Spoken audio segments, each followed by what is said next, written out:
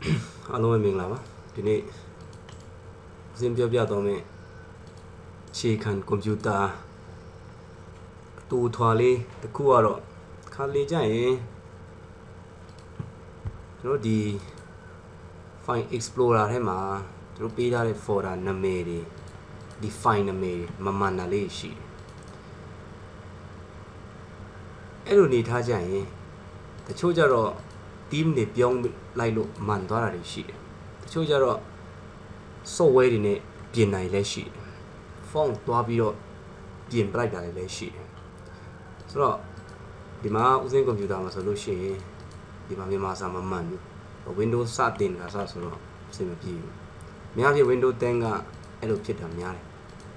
ဆိုတော့ဒါတွေမှန်ဖို့ဆိုလို့ရှိရင်ဒီမှာ software တစ်ခုဒီနေ့သုံးပြသွားမှာပေါ့အဲ့ software ကိုလည်း download link ချပေးထားပါတယ်ဆိုတော့ဒီ software လေး app change ဆိုတဲ့ software လေးကိုသုံးပြီးတော့ပြောပြပေးမယ်သူရဲ့ပြည့်စုံကတော့ advanced system form changer ပေါ့ဆိုတော့အဲ့ဒါလေးကို software ကို download လုပ်ရတဲ့ software ကိုတစ်ပယ်ကလေးနဲ့ဖွင့်လိုက်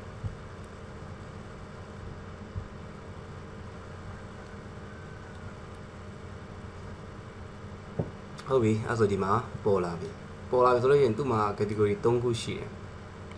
ဒီမှာ font ရှိမယ် advanced ရှိမယ် tool ရှိမယ်ဆိုတော့ဦးဇင်းက font ပြင်မှာဖြစ်တဲ့ကြောင့်ဒီ font ထဲကိုသွားပြီးတော့ဒီမှာရှိတဲ့ဒီဘားတွေလွယ်လွယ်ပြောမယ်ဆိုလို့ရှိရင်ဒီစာတန်းတွေတစ်ချက်နှိပ်ပေးလိုက်မယ်နှိပ်ပေးလိုက်ပြီဆိုလို့ရှိရင်ကျွန်တော်ကဘာသွားရွေးရမလဲဆိုတော့ Soji font ဆက်ထဲမှာတော့ Soji font ကတော့အရင်တွင်းရမှာပေါ့ Soji font ကိုတစ်ချက်ပေးပြီးတော့ okay ဆိုတော့ဒီအောက်ကဂျန်တဲ့ဟာတွေကိုလည်းအဲ့လိုပဲလုပ်ရမှာဖြစ်တယ်ဆိုတော့ချင်းနေလိုက်မယ်တကယ်လို့ Soji font ရှာလို့ခက်နေတယ်ဆိုလို့ရှိရင် keyboard ကနေ set ကိုတစ်ချက်နှိပ်လိုက်ရင်လည်းအဆင်ပြေပါတယ်ဆိုတော့ဒီနေရာမှာ font ဝင်သွားတယ် set okay ဒီလဲ Soji 1ပြောင်းမယ် Soji 1 okay ဒီလဲ Soji 1 okay နောက်တစ်ခုဒီလဲ Soji 1အလွယ်ဆုံးပေါ့ဒါဆိုတော့ Soji 1 okay အကုန်လုံးဒီမှာ Soji 1လို့ပြောင်းပြီးတာနဲ့ဂျန်တဲ့ဟာတွေထားလိုက်အောင်ဆိုတော့ဘာမှထပ်ပြီးတော့ထွေထူးလုပ်စရာမလိုပါဘူး apply ကိုနှိပ်ပေးလိုက်ရပါတကယ်လို့ဒီမှာ apply ကိုပေးလိုက်တာနဲ့ကိုကွန်ပျူတာက log off ခဏကြာသွားလိမ့်မယ်တော့ restart ချစရာမလို restart ကြာသွားတာမဟုတ်ဘူး log off ကြာတာနဲ့ပြန်တက်လာရင်မြန်မာ font အဆင်ပြေပါပြီအဲဆိုရင် log off ချလိုက် okay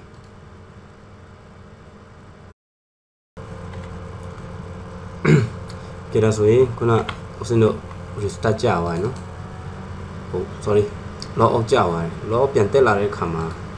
ကိုမြန်မာစာနဲ့ပေးထားတဲ့ဒီ folder နာမည်တွေပြန်ပြီးတော့ကြည့်မယ်ဆိုလို့ရှိရင်သူကဒီမှာမြန်မာစာမှန်သွားတာကိုတွေ့ရလိမ့်မယ်ဒီ folder တွေမှမဟုတ်ပါဘူးတခြားဂျန်တဲ့ကို file တွေမြန်မာလိုပေးထားတဲ့ file တွေလည်းအကုန်လုံးမြန်မာစာမှန်သွားတာကိုတွေ့ရမှာဖြစ်ပါတယ်ဆိုတော့အားလုံးကျေးဇူးတင်ပါတယ်ဆိုတော့ဒါကခြေခံသမားတွေရည်ရွယ်ထားတာဖြစ်လို့အမှားရှိမယ်ဆိုရင်လည်းတီးခံပြီးကြည့်ပေးကြပါပြီးတော့ YouTube မှာလည်းတင်ထားတာဖြစ်တဲ့ကြောင့်မလို့ကျွန်တော် channel ကိုလည်း like subscribe လုပ်ပေးကြပါဦး